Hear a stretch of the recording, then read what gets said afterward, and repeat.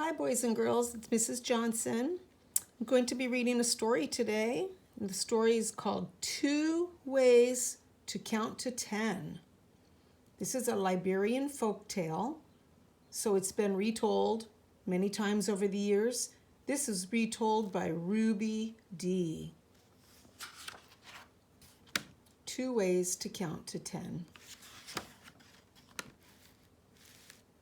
Long ago, animals were not so different one from the other.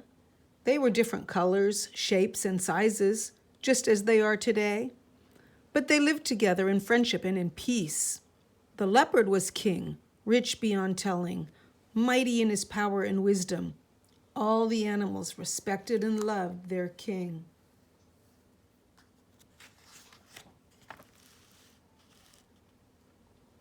"Who shall I name to rule after me when I die?" King Leopard said one day to his beloved daughter. "I must seek out the cleverest beast in our jungle. I must find one who is wise enough to rule well. I shall make him a prince. Someday, my dear daughter, the two of you shall be queen and king." King Leopard was pleased with his idea, and he planned a great feast. His royal drums carried the news of the feast far and wide throughout the jungle. All the animals came as guests, and they danced for 3 days. At last, the king told them to make a huge circle. Stepping into the center, he called his daughter to his side. Then he spoke in a loud voice. "Listen, friends," he cried. "Someday when I am gone, another king must rule in my place. I will choose him now from among you, so that he will be ready." There was a murmur of excitement all through the crowd. "I shall seek the cleverest among you, for your king must be wise. He shall be a son to me and a husband to my dear daughter."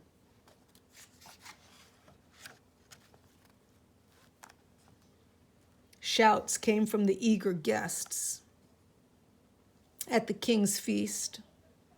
No doubt each animal hoped that the good fortune would be his. Then King Leopard held up his hunting spear. "Look at this, my people, watch." He flung the spear far up into the air and caught it when it fell to the earth again. "With this spear, I will test you. He who would be our prince must also throw the spear toward the sky. He must send it so high that he can count to 10 before it comes down again." There was a buzz of talk among the animals. This would not be so hard to do, they thought. One after another, they came forward to try their skill. But first, each beast danced and sang before the king and his daughter.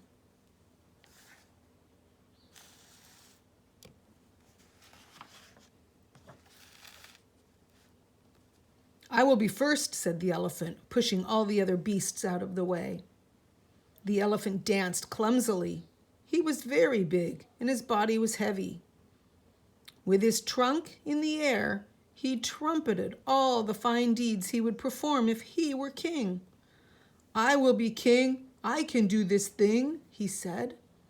With his trunk, the great beast threw King Leopard's spear into the air. 1, 2, 3, he began counting. But before the elephant had said 4, the king's spear dropped to the earth. The proud beast hung his head so low that his trunk dragged on the ground. He had failed. Next came the bush ox. "I will be king. I can do this thing," said the huge animal as he danced. "I'll throw the spear to the sun." The bush ox picked up the spear in his mouth. With a mighty toss of his great head, he flung it far, far above his wide gray horns.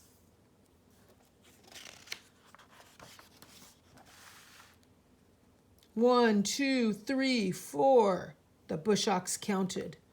But he too was slow. Before he could say 5, the spear was down on the ground, and he went off ashamed into the jungle. The chimpanzee was third. He jumped up and down, beating his hairy chest with his fists and singing of how much he would like to be king. The chimpanzee rose up on his hind legs, and he held the spear in one hand, just like a man. "I will be king. I can do this thing," he said. With a twist of his long arm, he threw it up toward the sky. 1, 2, 3, 4, 5, 6, 7. He chattered as fast as he could. The animals held their breath. Surely with such a quick tongue he would make the count. But he did not. Just as he said 8, the spear fell into his hand.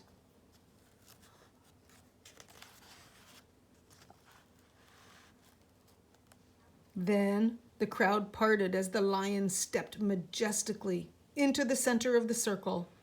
The lion had always wanted to be king anyway, and now was his chance to prove that he was the finest animal in the jungle.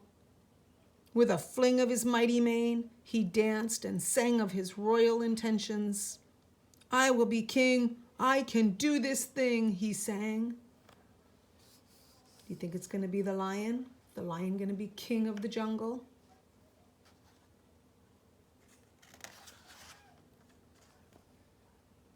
And as the other animals looked on in awe, the lion twirled his tail around the spear, and he threw it skyward with a thunderous roar. 1, 2, 3, 4. The spear rose higher and higher. 5, 6, 7, 8, 9. Just as he said 9, the spear pierced the earth at his feet. The lion was furious, very angry. Off he stomped into the bushes. The lion didn't do it. One by one, other animals tried the count to 10 while the spear was still in the air. One by one, they all failed. "It seems I must look somewhere else for a beast who is clever enough to rule when I am gone," King Leopard said sadly. "Let me try to throw your spear, O king," came a brave voice from the crowd, and out stepped the slender antelope. "I would like to marry your beautiful daughter. I will be king. I can do this." "Ho, ho, ho, ha, ha, ha." The other animals broke into laughter. How could this weak and puny little creature possibly throw the king's spear high enough to count to more than 2 or 3? How could he hope to succeed where the other animals, even the lion, had failed? But the young antelope would not be turned aside. "I wish to try," he insisted. So King Leopard nodded his head.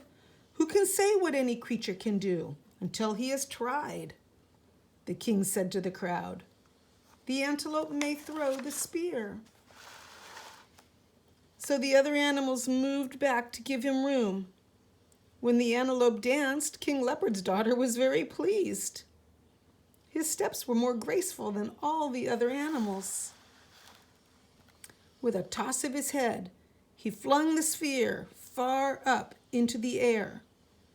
Before it could fall to the earth, he called out 5 words.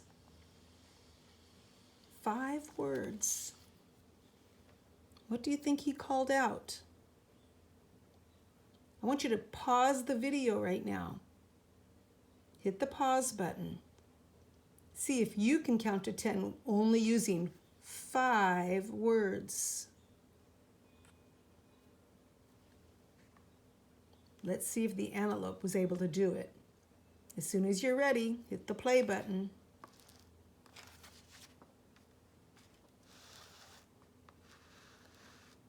"2, 4, 6, 8, 10, he cried.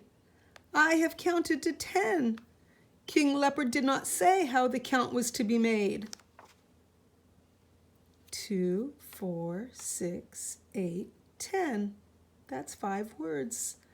The king laughed and nodded his royal head. No, I did not say how the count was to be made, he agreed. And as everyone knows, one can count to 10 by twos as well as by ones. Remember, my friends, it is not always the biggest or strongest, but sometimes the cleverest that wins the prize. The antelope has won the contest. He shall be the king.